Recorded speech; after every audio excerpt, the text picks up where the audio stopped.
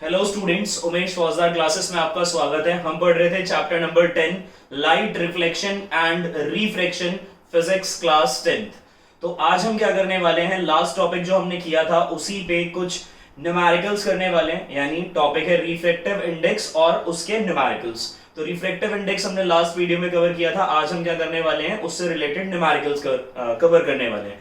तो first question है, three mediums ABC having refractive index 1.33, 1.50 and 2.42। हमारे पास तीन मीडियम है ABC और उनके रिफ्रैक्टिव इंडेक्सेस हैं 1, 2, 3, तीनों मीडियम के 1.33, 1.50, 2.42।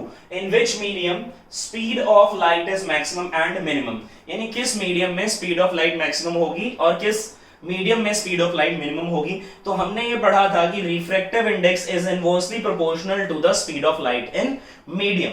हमने पढ़ा था, सॉल्यूशन है हमारा फर्स्ट, हमने पढ़ा था कि रिफ्रैक्टिव इंडेक्स एन से डिनोट करते हैं, is inversely proportional to the speed of the light. ये जो लिखा है ये क्या चीज है, ये है speed of light in medium को एमईडी लिख रहा हूं मैं, राइट। तो ये हमारा speed of light in medium. तो refractive index is inversely proportional to velocity या speed of light in medium, right. तो एक बार pause the video to note it down, questions note कर लो, ठीक है, और उसके बाद मैं सॉल्यूशन को आगे कंटिन्यू कर रहा हूं। राइट, कर लिया आपने। तो हमने देखा कि हमारे पास तीन मीडियम्स हैं ए बी सी। तो ए का रिफ्रैक्टिव इंडेक्स कितना है 1.33, बी का 1.50, सी का 2.42। तो इनवर्सली प्रोपोर्शनल है, या तो इस रिलेशन को ऐसे रिप्रेजेंट कर दो। इनवर्सली रिलेशन का मतलब क्या हुआ कि जिसका रिफ्रैक्टिव इंडेक्स ज्यादा होगा उसका speed of light in medium कैसी होगी, कम होगी। तो रिफ्रैक्टिव इंडेक्स किसका सबसे ज्यादा है 2.42, किसका है सी का, और सबसे कम किसका है 1.33। तो जिसका रिफ्रैक्टिव इंडेक्स सबसे कम होगा उसकी स्पीड ऑफ लाइट सबसे ज्यादा होगी, राइट। तो इनवर्स रिलेशन याद रख लो। तो हमने बोला कि हमारे पास तीन मीडियम्स थे, medium A, medium B, medium C, having refractive indexes 1.33, 1.50 and 2.42। ये उसके रिफ्रैक्टिव इंडेक्सेस थे। Indexes is the plural form of index, तो घबराना मत कि इंडेक्स पढ़ा रहे थे, इंडेक्सेस पे आ गए, राइट। ओके, तो इनवर्सली प्रोपोर्शनल होता है। तो सबसे ज्यादा रिफ्रैक्टिव इंडेक्स किसका था, मीडियम सी का, ए का ये था। Refractive index of B is 1.50 and refractive index of C is 2.42। तो सबसे ज्यादा किसका था, इसका था। रिफ्रैक्टिव इंडेक्स जिसका सबसे ज्यादा उसकी वेलोसिटी सबसे कम, और रिफ्रैक्टिव इंडेक्स जिसका सबसे कम उसकी वेलोसिटी सबसे ज्यादा। तो हम लिखेंगे स्पीड, ए से डिनोट कर देते, speed of light in medium A, speed of light in medium A maximum, क्यों, क्योंकि उसका रिफ्रैक्टिव इंडेक्स सबसे कम है। Same speed of light in medium C is minimum, क्यों मिनिमम, क्योंकि उसका रिफ्रैक्टिव इंडेक्स सबसे ज्यादा है। तो एक रिलेशन हम लोगों ने पढ़ा था कि refractive index is inversely proportional to the speed of light in medium. तो ये मैंने क्वेश्चन रिफ्रैक्टिव इंडेक्सेस से दिया। अगर ये वेलोसिटी से आता तो पूछता कि किसका रिफ्रैक्टिव इंडेक्स मैक्सिमम होगा और किसका मिनिमम होगा। सेम रीजनिंग होती कि refractive index is inversely proportional to the speed of light in medium. तो जिसकी speed of light in medium ज्यादा होगी उसका रिफ्रैक्टिव इंडेक्स कम हो जाता, और जिसकी speed of light in medium सबसे ज्यादा उसका रिफ्रैक्टिव इंडेक्स मिनिमम, राइट, और वाइस वर्सा। ओके, तो क्वेश्चन नंबर करते हैं, to pause the video to note it down, right. तो नोट हो गया, हम इसको मिटा देते हैं। क्वेश्चन नंबर 2 ये है, क्या कहता है, आर आई मतलब है रिफ्रैक्टिव इंडेक्स।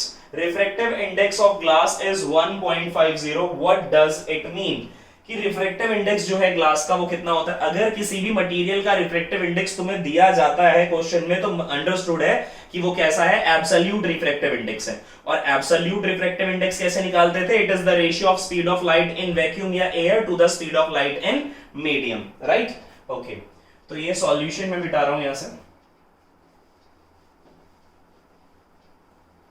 तो क्वेश्चन नंबर 2 है, तो क्वेश्चन नंबर 2 में कहता है कि रिफ्रैक्टिव इंडेक्स ऑफ ग्लास कितना दे रखा, 1.50। सॉल्यूशन कर रहे हैं सेकंड का। रिफ्रैक्टिव इंडेक्स ऑफ ग्लास दिया हुआ 1.50। वो कहता है व्हाट डज इट मीन, क्या मतलब है इसका। तो हमने बोला कि अगर हम रिफ्रैक्टिव इंडेक्स निकालते हैं किसी का भी, जैसे ग्लास का निकाल रहे हैं, तो अंडरस्टूड है एब्सोल्यूट निकाला जाता है। तो एब्सोल्यूट कैसे निकलेगा, speed of light in vacuum या एयर। तो speed of light in vacuum air same ही होती है वैल्यू 3 × 10⁸ मीटर पर second, divided by speed of light in medium, और मीडियम क्या है यहाँ पे, ग्लास है।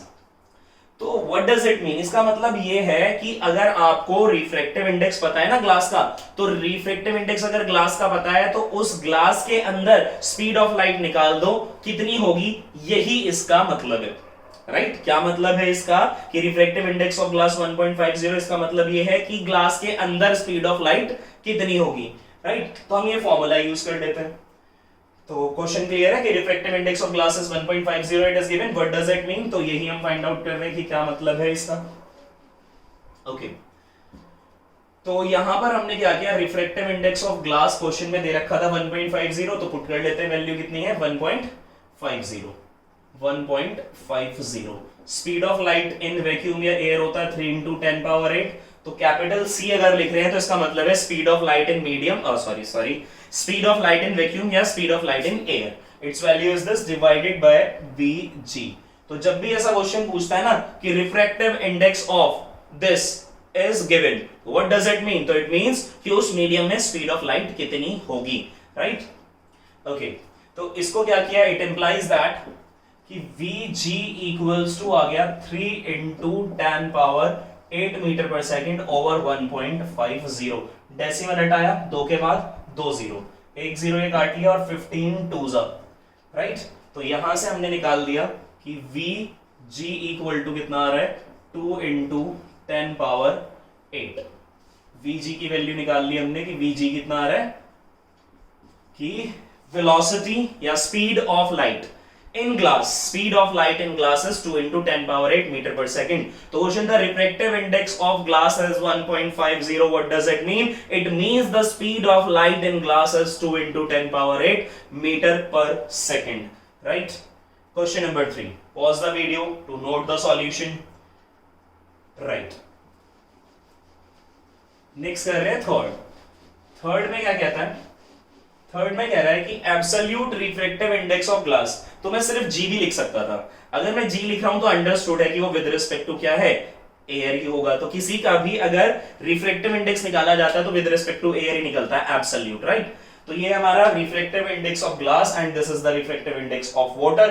Find the refractive index of glass with respect to water. तो सॉल्यूशन नंबर 3 में क्या कह रहा है हमसे, हमें निकालना है refractive index of glass with respect to water. किसका निकालना है, ग्लास का। तो ग्लास का एब्सोल्यूट लिख दो ऊपर, डिवाइडेड बाय किसके रिस्पेक्ट में निकालना है, वाटर के रिस्पेक्ट में निकालना है।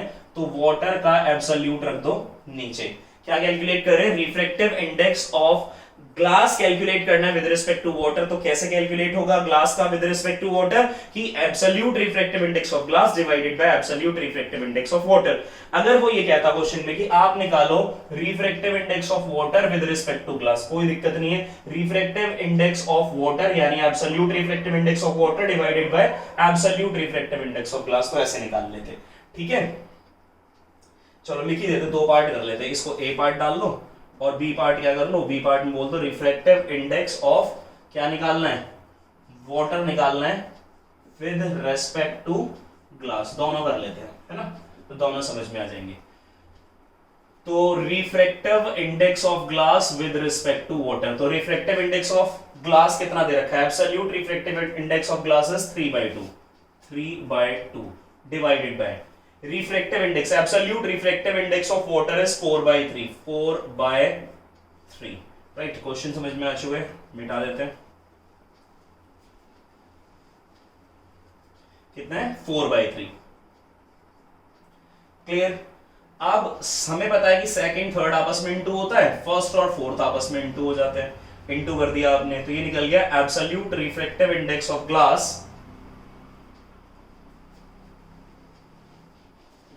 Absolute refractive index of glass with respect to water is 339 हो गया, 4 2 8 हो गया, 9/8 आ गया।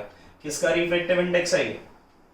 किसका रिफ्रैक्टिव इंडेक्स है? ग्लास का with respect to water. Same refractive index of water with respect to glass, तो absolute refractive index of water is 4/3 divided by absolute refractive index of glass is 3/2। फिर से सेकंड थर्ड आपस में into है, ये आपस में इनटू है, तो refractive index of water with respect to glass आ जाएगा यहां से, ये बी पार्ट हो गया, राइट।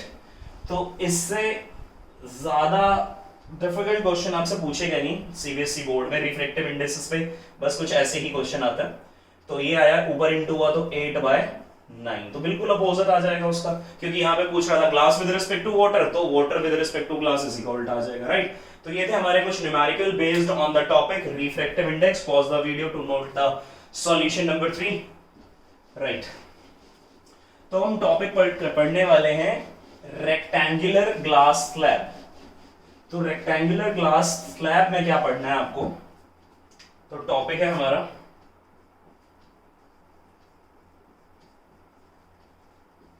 रेक्टेंगुलर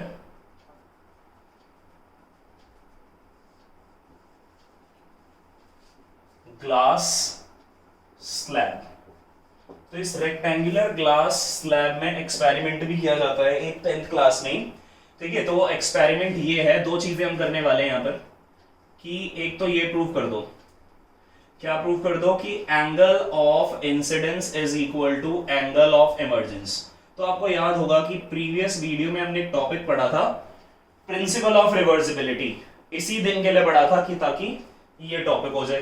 तो करना क्या, angle of incidence equal to angle of emergence, ये दोनों जब बराबर होंगे तो अगर दो इक्वल एंगल पे लाइंस खींच दे, दो पैरेलल होती हैं, तो हमें प्रूव करना है कि incident ray is parallel to emergent ray, right. I R मतलब है इंसिडेंट रे, ई आर मतलब है इमर्जेंट रे। तो कैसे करेंगे देखते हैं इसको। ये दोनों चीजें हमें क्या करनी है, ये दोनों चीजें हमें प्रूव करनी है ए बी। तो देखो जरा इसे कैसे करते हैं, एक तरह से डेरिवेशन टाइप ये, अच्छे से समझना। क्या किया हमने, एक रेक्टेंगुलर ग्लास स्लैब बनाई, तो इसकी कुछ ना कुछ थिकनेस होगी, तो टी थिकनेस थी इसकी। कितनी थिकनेस है? टी थिकनेस है। एक लाइट रे आती है, सरफेस पे इंसिडेंट हुई, लाइट रे कहां से आ रही है, मान लेते हैं ये बाहर वाला पार्ट क्या है, एयर है, बाहर वाला पार्ट क्या है, एयर है, और अंदर वाला पार्ट क्या है, ग्लास है। तो लिखने की वैसे जरूरत नहीं है, ध्यान रखो बस कि एयर से आती है, राइट। ये हो गई हमारी इंसिडेंट रे, एयर में आ गई तो इंटरफेस हो गया, ये एयर और ग्लास का इंटरफेस है। तो यहां पर एक नॉर्मल ड्रॉ कर देते हैं, यहां पर मैंने क्या कर दिया, एक नॉर्मल ड्रॉ कर दिया, एन से डिनोट कर रहा हूं नॉर्मल को। इसने बना लिया एंगल कितना, आई बना लिया। इस पॉइंट को बोल दिया मैंने, ये पॉइंट ले लेते हैं हम, ये पॉइंट ले लेते हैं ए।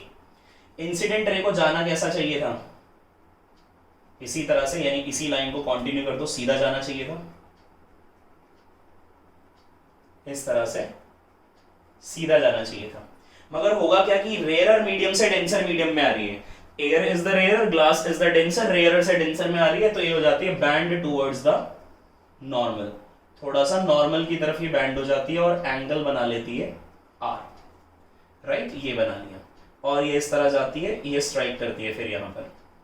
अब ये जा रही है, बैंड हो गई, जाना था इसको सीधा, मगर सीधा ना जाकर क्या हो, ये बैंड हो गई टुवर्ड्स द नॉर्मल, फिर जाके इंटरफेस पे स्ट्राइक करी, यानी ग्लास और बाहर एयर है, फिर से हमने यहाँ पे क्या कर दिया, एक नॉर्मल डाल दिया।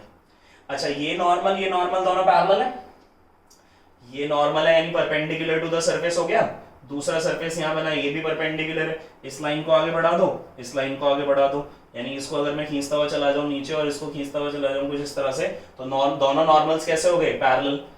अब दोनों नॉर्मल्स अगर पैरेलल हैं, ऑब्वियसली पैरेलल होंगे ना, नॉर्मल का मतलब है 90 डिग्री पे बनाइए लाइन, ठीक है। तो सरफेस के साथ 90 बना रहा है, सरफेस के साथ 90 बना रहा है, दोनों पैरेलल हैं। दोनों पैरेलल लाइंस को कौन कट कर रहा है, ये कट कर रहा है, तो ये ट्रांसवर्सल हो गया, ये ट्रांसवर्सल हो गया, तो ये एंगल इसके इक्वल हो गया। क्यों हो गया, alternate angles are equal. If the two lines are parallel, उनको कट करने वाली लाइन होती है ट्रांसवर्सल, और एक एंगल में बना देता हूं अगर लेफ्ट हैंड साइड पे, तो एक बना देता हूं राइट हैंड साइड पे, एक बिलो द लाइन, एक अबव द लाइन, तो ये क्या होते हैं, हमारे ऑल्टरनेट एंगल्स होते हैं। ऑल्टरनेट एंगल्स आर इक्वल, तो अगर ये आर था तो ये भी आर है, और इस इंटरफेस वाले पॉइंट को हमने डाल दिया बी। नाउ अब ग्लास से किस में जा रही है, एयर में, तो सीधी नहीं जाएगी, वो क्या करेगी, move away from the normal, तो नॉर्मल से थोड़ा सा दूर मूव कर जाएगी, ये कौन सी थी, ये इंसिडेंट वाली थी। ये जो बाहर निकलने वाली रे है इसको क्या बोलेंगे, इसे बोलेंगे एमर्जेंट रे। ये जो आ रही थी ये कौन सी थी, इंसिडेंट रे। ये तो बन गया रे डायग्राम, राइट। ये क्या बन गया, रे डायग्राम। तो हमें प्रूव करना है कि ये जो एंगल बना इसे बोल दिया एंगल ऑफ एमर्जेंट। तो पहला पार्ट करना है angle I equal to angle E. दिख तो रहा है ये पैरेलल है, दिख रहा है, मगर प्रूफ कैसे करेंगे कि ये दोनों एंगल्स अगर बराबर हैं तो ये दोनों लाइंस कैसी हैं, बराबर हैं। सॉरी बराबर कह रहा हूं मैं, पैरेलल है, राइट। तो एंगल्स दिखाना है मेन हमें। तो मैंने बोला कि apply Snell's law, apply Snell's law. क्या किया हमने, अप्लाई किया स्नेल्स लॉ। कहां पर, at point A, point A पे लगाया। अच्छा पॉइंट ए पे जब लगा रहे हो तो कैसे आ रहे हो आप, रेयरर से डेंसर में। तो प्रिंसिपल ऑफ रिवर्सिबिलिटी कैसे याद की थी कि अगर रेयरर से डेंसर में आ रहे हो तो रिफ्रैक्टिव इंडेक्स अगर n है तो डेंसर से रेयरर में जब जाओगे सेम मटेरियल के लिए रिफ्रैक्टिव इंडेक्स हो जाएगा 1/n। सेम मटेरियल के लिए अगर रेयरर टू डेंसर n निकालना है तो डेंसर टू रेयरर क्या हो जाएगा, 1/n। ये तो आया था रिजल्ट, ठीक है। तो at point A Snell's law क्या होता है, sine angle of incidence, sine angle of incidence to the sine angle of refraction equal to refractive index. Snell's law क्या था, स्नेल्स लॉ था sine angle of incidence to the sine angle of refraction equal to constant, that constant is called refractive index. Equation number डाल दी हमने 1। अच्छा कैसे चला था, आप ये लिख सकते हो, ये क्या बात थी, ये था हमारा रेयरर से डेंसर की कंडीशन। फिर हमने बोला अप्लाई कर रहे हैं स्नेल्स लॉ, अप्लाई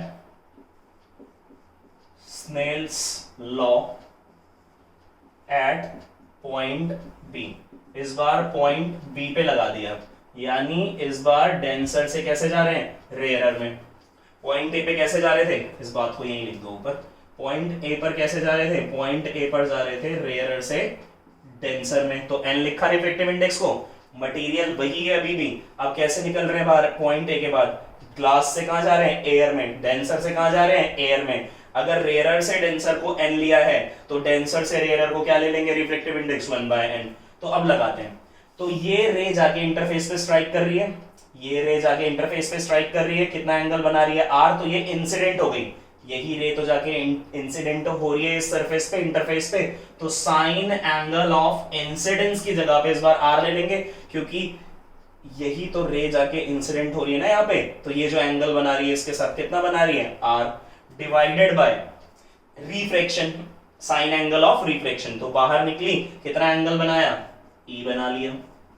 कैसे गई थी, डेंसर से रेयरर गई थी, तो रिफ्रैक्टिव इंडेक्स कितना, 1/n। आ रही है बात समझ में। रेयरर से डेंसर कितना ले रहे हो, n, तो 1/n। लिखना चाहते हो तो लिख सकते हो according to the principle of reversibility. इसे डाला इक्वेशन 1, इसे डाला हमने equation number 2। Pause the video to note it down, pause the video to note it down, right. तो नोट हो गया, ठीक है। तो पहला कंडीशन याद रख लो, sine i over sine r equal to n है, वो क्या है, sine r over sine i equal to 1/n। तो रब करते हैं थोड़ा सा।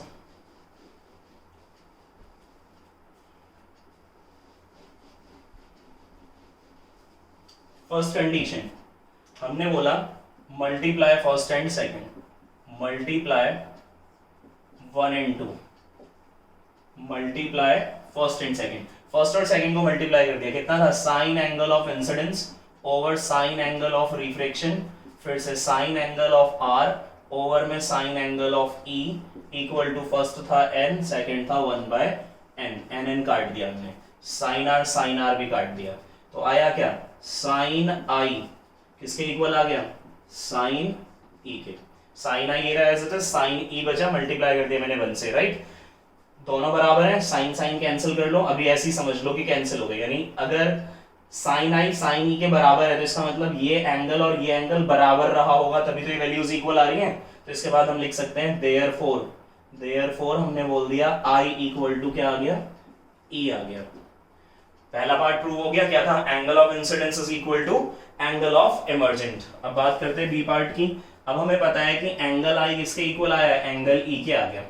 अगर दोनों एंगल इक्वल है, सेम एंगल पर अगर दो लाइन ड्रॉ की जाए तो कैसी आएंगी, पैरेलल। तो सेम एंगल पे दो लाइन ड्रॉ हो रही है तो वो पैरेलल होंगी, दोनों एंगल इक्वल हमने प्रूव कर दिया फर्स्ट पार्ट में। देयरफॉर हम बोल सकते हैं कि incident ray is parallel to emergent ray, right. अच्छा, अब ये जो इंटरफेस था, ये तो हो गया प्रूफ, ठीक है। अब इसी के बाद इसी टॉपिक पे क्वेश्चन पूछता है what is lateral displacement, what is lateral displacement. तो लेटरल डिस्प्लेसमेंट क्या होता है कि ये जो इंटरफेस था ना, जहां से ये हमारी इमर्जेंट रे निकली थी इस इंटरफेस से, और ये जो पैरेलल लाइन जा रही थी इंसिडेंट रे वाली, तो इमर्जेंट रे जहां से स्टार्ट हुई थी, या कहीं से भी डाल सकते हो वैसे तो, मैं इसी पॉइंट से डाल रहा हूं, तो एक परपेंडिकुलर डिस्टेंस डाल देते हैं इन दोनों के बीच में।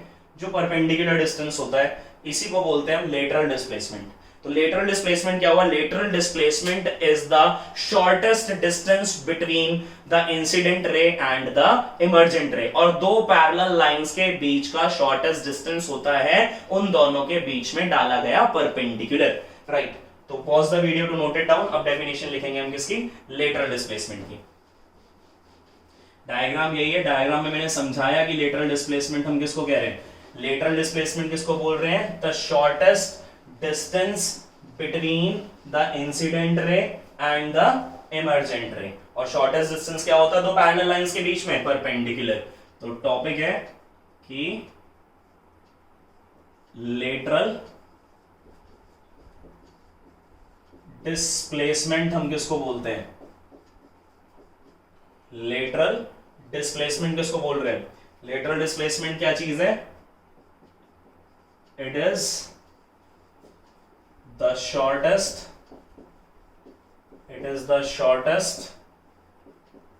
डिस्टेंस, B/W मतलब between, it is the shortest distance between the incident ray and emergent रे। तो लेटरल डिस्प्लेसमेंट क्या है, it is the shortest distance between the incident ray and the emergent रे। और ये बात आप याद रखो कि जो शॉर्टेस्ट डिस्टेंस होता है, चलो यहां लिखते हैं, shortest distance between two parallel lines is perpendicular between the lines। ये बात भी याद रखो कि अगर दो लाइंस पैरेलल हैं तो दोनों लाइंस जो पैरेलल हैं उनके बीच में जो परपेंडिकुलर ड्रॉ करते हैं वही क्या होता है, shortest distance between the to parallel lines. तो लेटरल डिस्प्लेसमेंट क्या है, लेटरल डिस्प्लेसमेंट है the shortest distance between the incident ray and the emergent रे। इंसिडेंट रे और इमर्जेंट रे के बीच में जो शॉर्टेस्ट डिस्टेंस डाला गया है वही क्या है, लेटरल डिस्प्लेसमेंट। और दो पैरेलल लाइंस के बीच में जो शॉर्टेस्ट डिस्टेंस है that is the perpendicular between the two lines, right. Pause the video to note it down. तो ये हमारा टॉपिक रिफ्रैक्टिव इंडेक्स तक खत्म हो गया था, ग्लास प्रिज्म खत्म हो गया।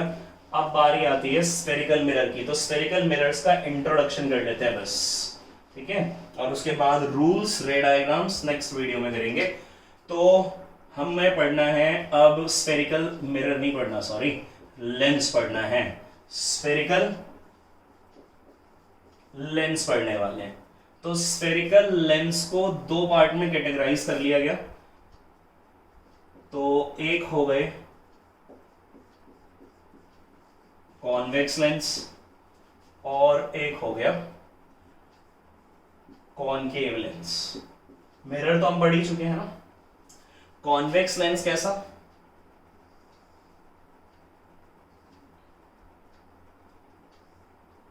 ये जो सेंटर होता है इसे बोलते हैं ऑप्टिकल सेंटर, राइट। और इसके दो फोकस और सेंटर ऑफ कर्वेचर होंगे, भी बाद में बात करेंगे उसकी।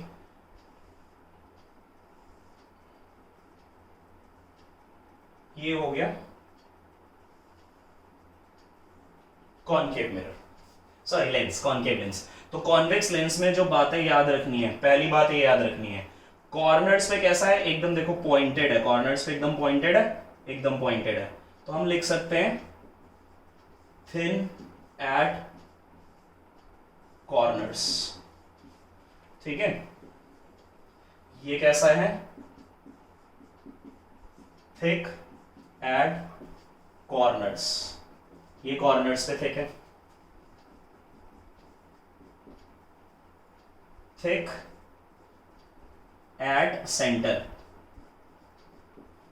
थिक एट सेंटर, सेंटर पे थिक है। ये कैसा है, थिन कंपैरिजन टू कॉर्नर पे तो ये थिक है, मगर सेंटर पे कैसा है, सेंटर पे कम है ना डिस्टेंस, तो लिख सकते हैं थिन एट सेंटर। और ये जो कॉन्वेक्स लेंस होता है ये होता है कन्वर्जिंग लेंस, और कॉनकेव जो होता है वो होता है डाइवर्जिंग लेंस। ठीक है, मगर उल्टा हो गया, मिरर में उल्टा था, मिरर में जो कॉनकेव मिरर था वो कन्वर्जिंग मिरर था और कॉन्वेक्स मिरर जो था वो डाइवर्जिंग मिरर था, राइट, थोड़ा उल्टा हो गया, ये चीजें याद रखना है इनको। Pause the video to note it down, right. एक चीज और देख लेते हैं इसमें, फिर इसे खत्म करें। तो यहां ये फोकस हो गया F1, ये सेंटर ऑफ कर्वेचर हो गया C1। सेंटर ऑफ कर्वेचर को आप 2F1 भी पढ़ सकते हो, डबल ही तो होता है डिस्टेंस, F2 C2, अभी आप C1 C2 ही पढ़ लो, F1 2F1 बाद में देखेंगे, राइट।